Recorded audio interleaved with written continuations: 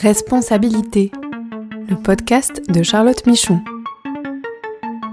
Droits humains pour comprendre les nouvelles obligations des entreprises. Bonjour à tous et bienvenue dans ce podcast consacré aux nouvelles responsabilités des entreprises en matière de droits humains. Je suis Charlotte Michon, je suis avocate et j'accompagne les entreprises dans la compréhension et la formalisation de leurs démarches et dans la conformité à leurs devoirs de vigilance. Nous allons aujourd'hui parler des enjeux droits humains liés aux nouvelles technologies.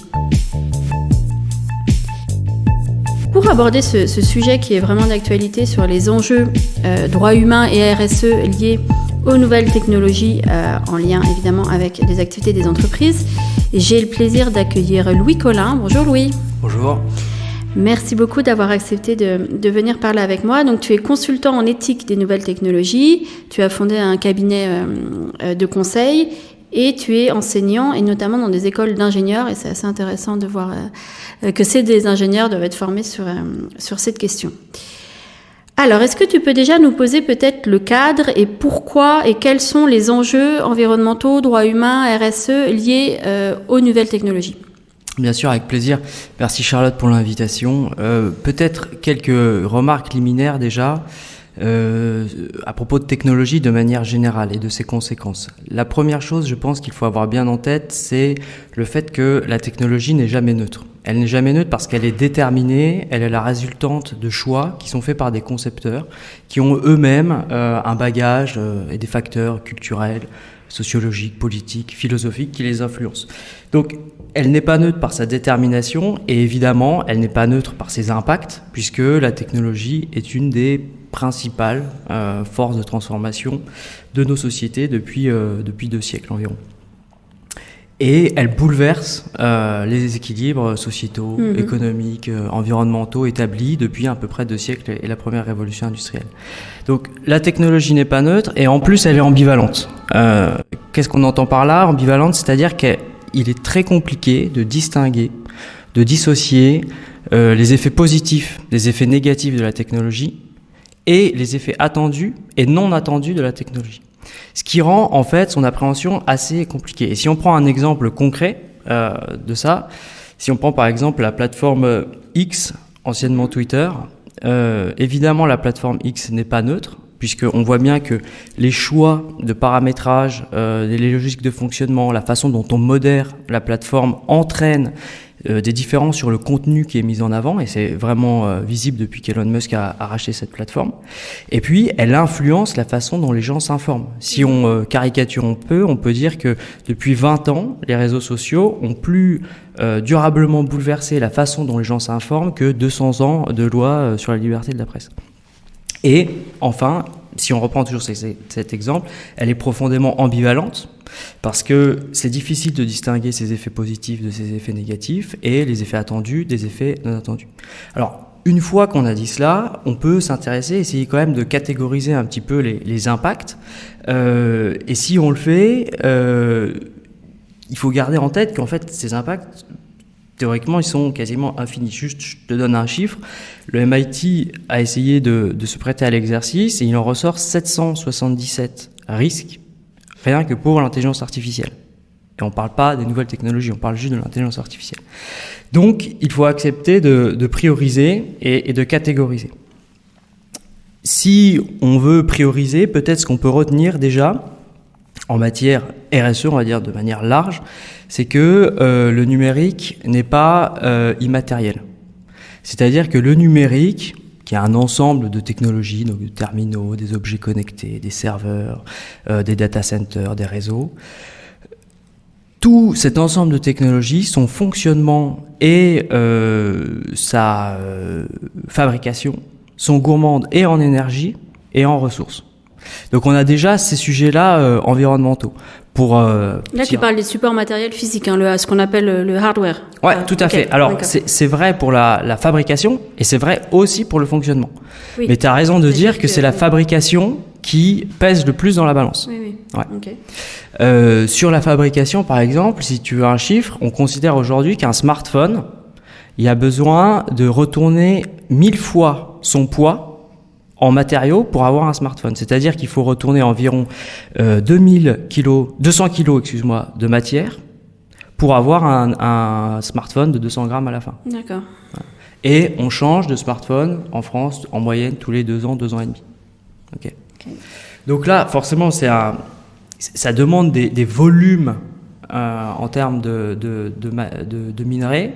Il y a à peu près 45 minerais dans un smartphone qui sont assez, voire même très conséquents, à un moment où ces minerais sont utilisés et doivent être utilisés aussi pour la transition, notamment écologique. Bon. Donc ça, c'est la première chose. Donc il y a tous les impacts environnementaux relatifs à l'exploitation minière.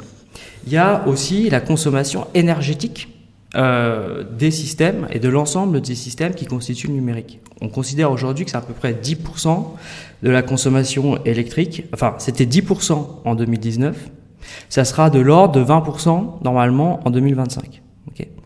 Et si maintenant on passe au gaz... La consommation générale, tu veux dire? De la consommation générale d'électricité mondiale. Ouais. Ok, entreprises et individus et...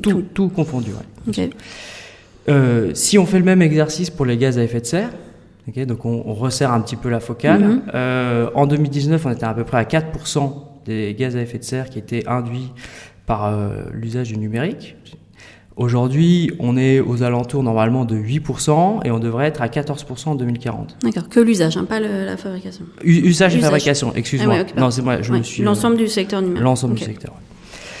Donc, on voit bien que ce sont des courbes qui explosent. Et si on ajoute à ça un sujet dont on parle beaucoup en ce moment, l'intelligence artificielle générative, et ben là, on est face en fait à des besoins qui sont gargantuesques en fait.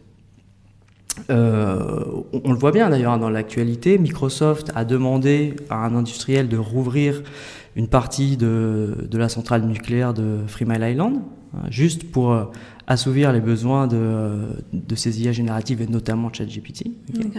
Et on a Sam Altman, le président de ChatGPT, qui a lui-même avoué au précédent forum de Davos que sans révolution énergétique, je le cite, sans révolution énergétique, on ne pourrait pas déployer l'intelligence artificielle générative comme on le souhaiterait, enfin en tout cas comme certains le souhaitent.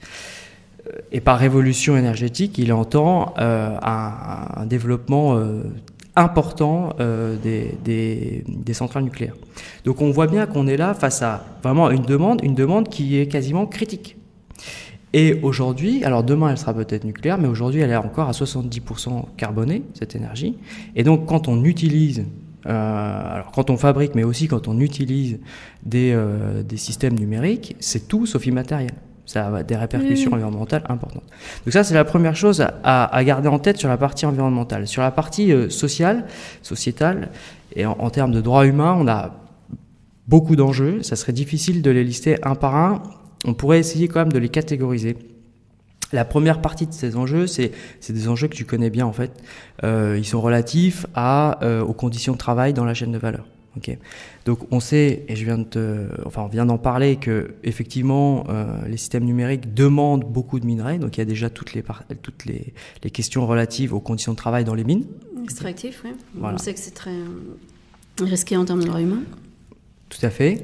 Et puis, il y a un sujet qui est plus particulier au numérique, c'est le sujet des travailleurs du clic. Ce sont en fait ces personnes qui labellisent des données, modèrent des contenus, modèrent des plateformes et qui te permettent, toi, d'avoir une expérience plutôt agréable quand tu navigues sur des plateformes et de ne pas tomber sur du contenu type pédopornographique ou extrêmement violent, etc. Or, le problème de ces travailleurs du clic, comme on les appelle couramment, c'est qu'ils sont payés généralement à la tâche et très faiblement. Alors en fait, ce sont des prestations qu'on externalise. On va chercher généralement des personnes issues des pays en voie de développement pour faire ce travail. Et on a eu cette actualité par laquelle on a su que ChatGPT avait eu recours, par exemple, à des Kenyans payés environ $2 de l'heure pour modérer des contenus très forts, très violents et sans accompagnement psychologique d'aucune sorte. Donc il y a ces enjeux. Donc ça, c'est les enjeux sur, on va dire, sur l'approvisionnement. Enfin, La production. Voilà, la production. Et puis il y a les enjeux relatifs à l'impact. Alors aux impacts divers, en fait, c'est difficile de les catégoriser tous parce que le numérique, c'est un petit peu une technologie totale. Elle concerne tous les secteurs d'activité.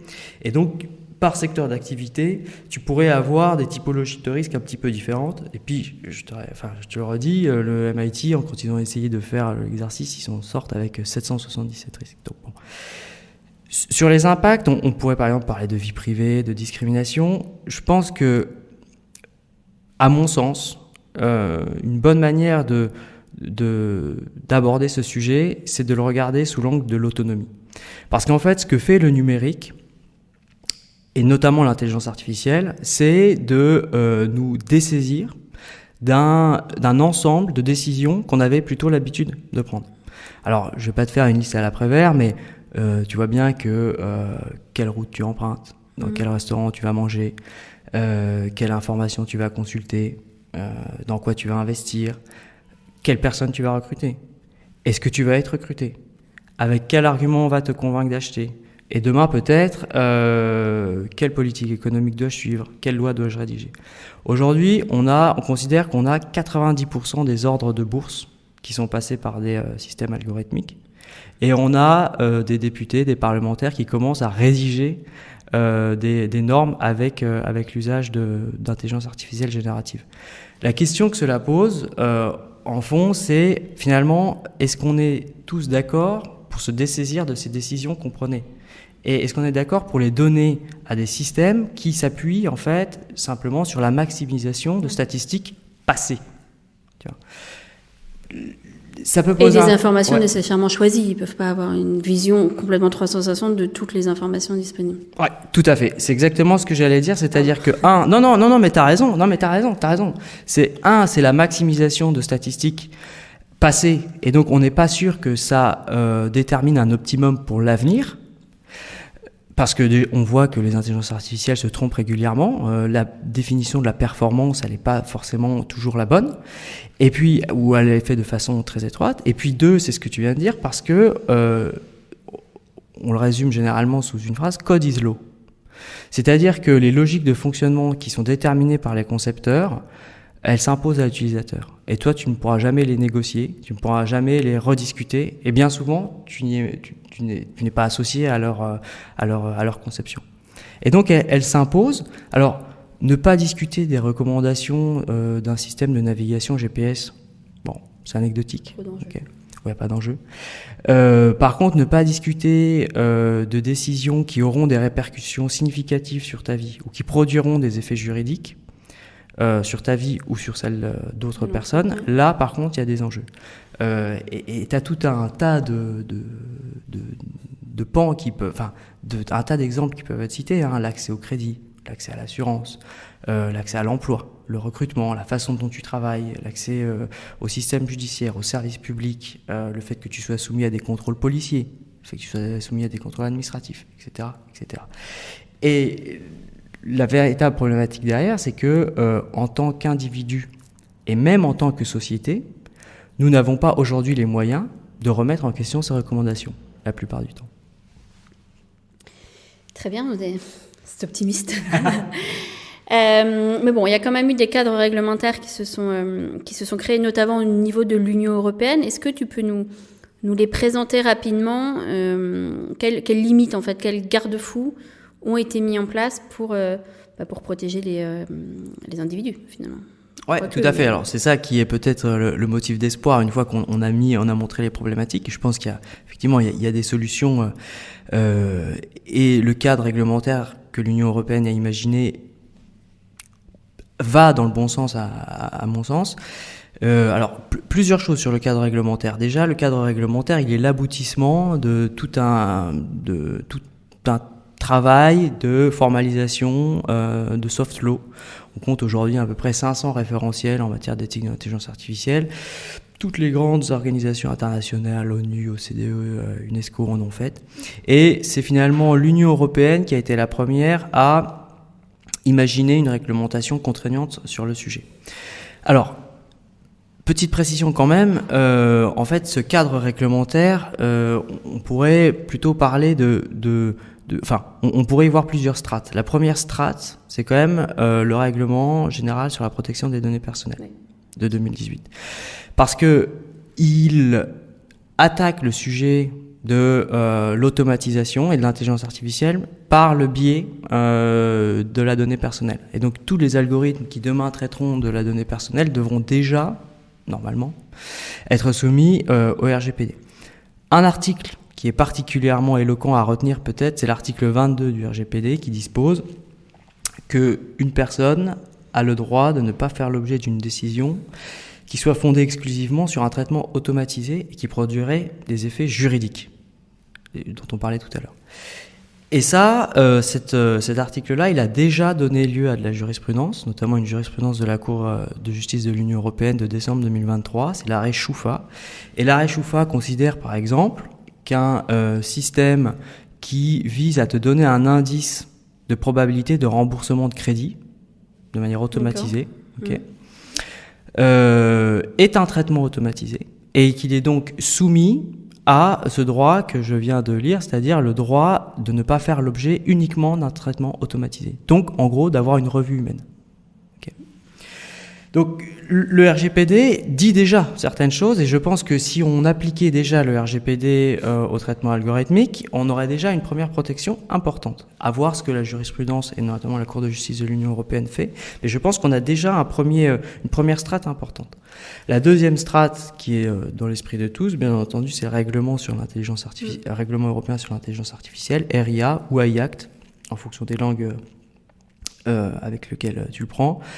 Lui, il entrera en vigueur progressivement jusqu'en 2027. Donc les premiers effets se feront sentir en février 2025 et puis progressivement jusqu'en 2027. Alors, si on doit un petit peu le résumer, qu'est-ce qui fait le RIA ? Déjà, il donne une définition de ce qu'est un système d'intelligence artificielle. Donc ça, c'est pas inintéressant juridiquement. Un système d'intelligence artificielle, c'est un système automatisé avec différents niveaux d'autonomie, qui a des capacités d'adaptation et qui effectue des prédictions, qui produit du contenu, des recommandations ou qui influence l'environnement physique ou virtuel. Ce que fait le RIA, c'est que à partir de cette définition, il classe les algorithmes en fonction de typologies de risques différentes. Donc il y a les algorithmes qui sont à risque inacceptable et eux sont purement interdits. Donc ça va être par exemple les algorithmes de notation sociale. Okay, un petit peu comme ce qu'on peut observer en Chine. Oui. Ouais, tout à fait. Ou ça va être des algorithmes de type police prédictive. D'accord. Okay, donc ça, c'est tout simplement interdit. Et à partir de février 2025, ceux qui développeraient des systèmes interdits seraient passibles d'amendes assez importantes puisqu'elles pourraient aller jusqu'à 7% de leur chiffre d'affaires. Et puis après, de manière décroissante, on a des IA, des systèmes d'intelligence artificielle dits à haut risque. Donc là, ça va être les systèmes, par exemple, donc qui sont listés dans l'annexe 3. Il y en a de nombreux, mais je t'en donne quelques exemples. Identification biométrique, recrutement, accès à l'emploi, accès au crédit, aux services publics. Ça, pour ces systèmes dits à haut risque, le RIA vient imposer aux concepteurs, aux fournisseurs, aux développeurs en fait de ces systèmes des obligations de conformité. Okay. Alors, parmi ces obligations de conformité, il y a l'obligation par exemple de mettre un système de gestion des risques en place, de veiller à ce qu'il y ait une documentation technique, qu'il y ait des instructions d'utilisation, de permettre que la personne qui va déployer ça puisse avoir un contrôle humain sur le système. Donc il y a un ensemble de... Il y a tout un tas de garde-fous. On considère qu'ils sont à risque. On cherche à mieux qualifier et caractériser le risque potentiel par des cartos, j'imagine, ou des études d'impact, etc. Ouais. Et on met en place après les mesures pour le minimiser, en fait. Exactement. Comme un process de conformité classique. Tout à fait, exactement, c'est ça. Avec une documentation qui devrait être assez importante derrière pour permettre à l'utilisateur, alors quand je parle de l'utilisateur, je parle en fait de celui qui va acheter le système, pas forcément l'utilisateur qui développe, final. Oui, c'est pas toi et moi, c'est l'entreprise qui va l'utiliser dans ses propres activités. Voilà, tout à fait.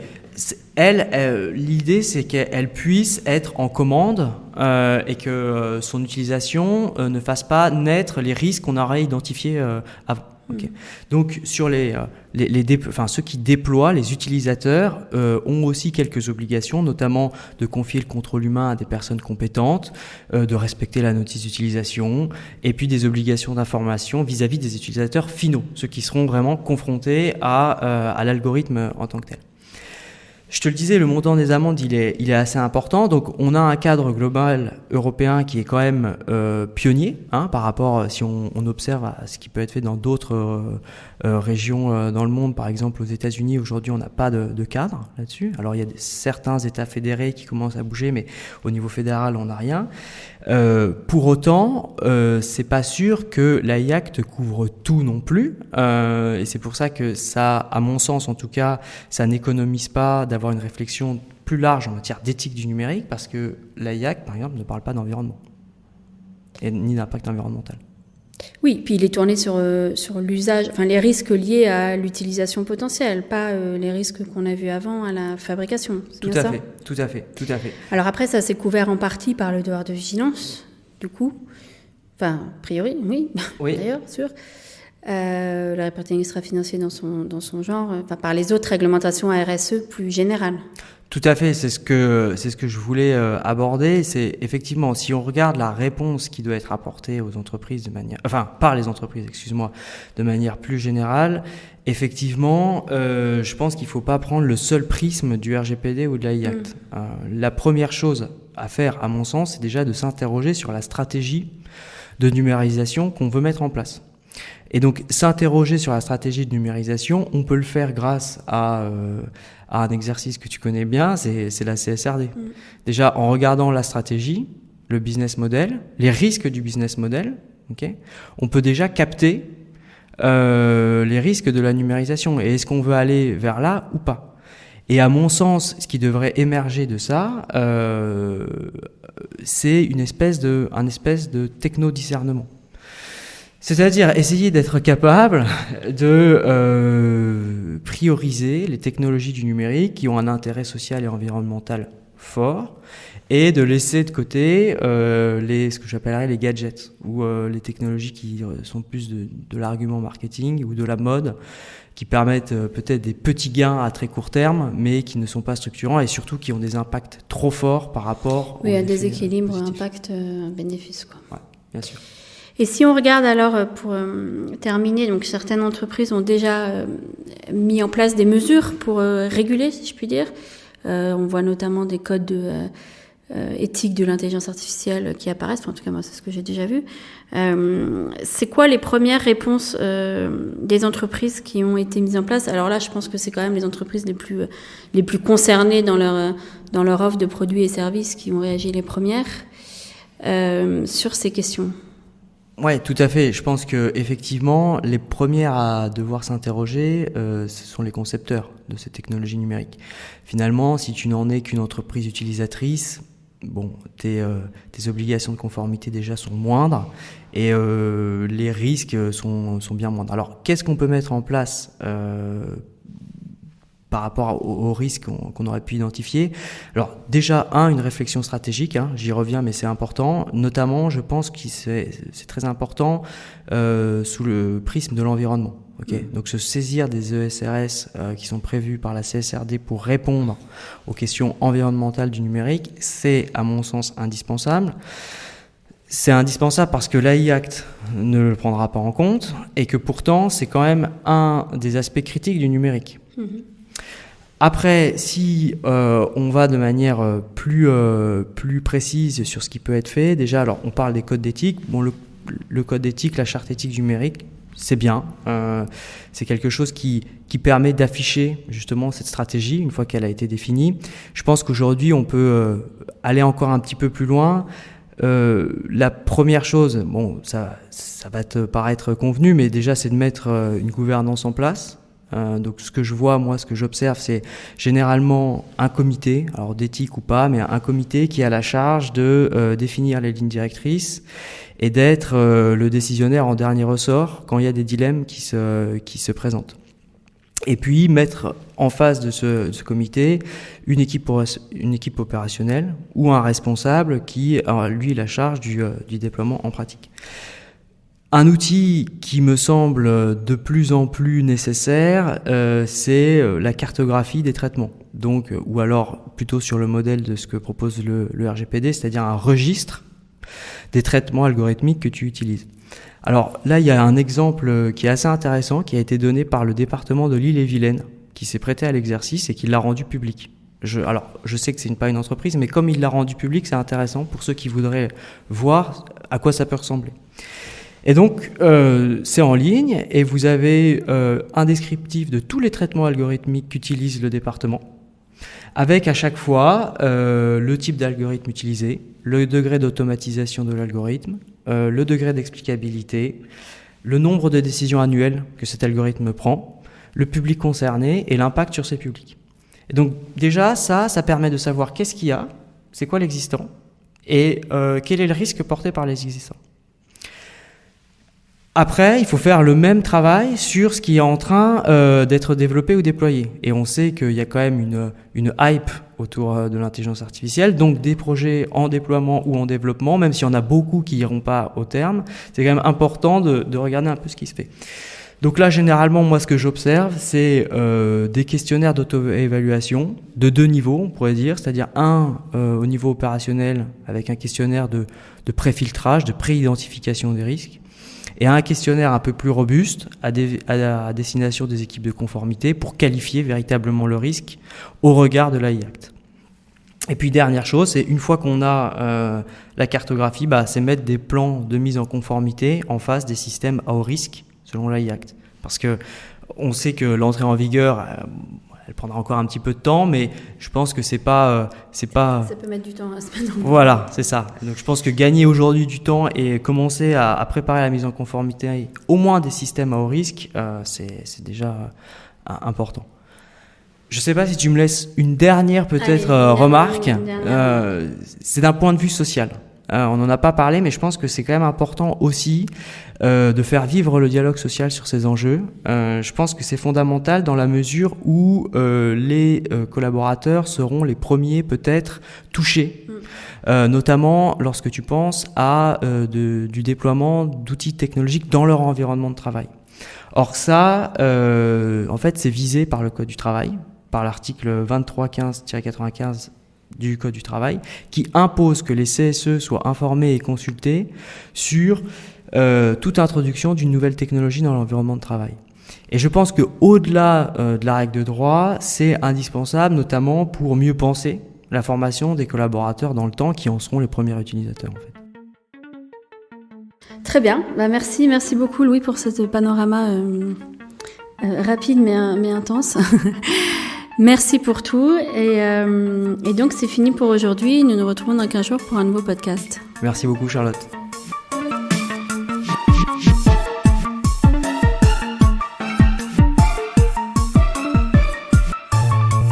Ce podcast est proposé et présenté par Charlotte Michon.